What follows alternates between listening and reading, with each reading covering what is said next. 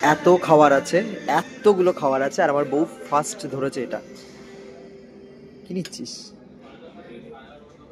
মাংকো ভাত, মাংকো ভাত সব সলিড। দাঁড়া আমি নিয়ে নিচ্ছি, সবই সলিড। এটা দি। আমি কিন্তু খাবো না, অল্প খাবো একদম। আলু আলু আছে, ইয়া আমি এটাকে মাংস ভাবি। না আলু। এখান থেকে কিছু নিবি? Chicken you want to try? No. Chinese আছে, চাইনিজ খাবি? আজকে চাইনিজ খাবি না? চাইনিজ করি।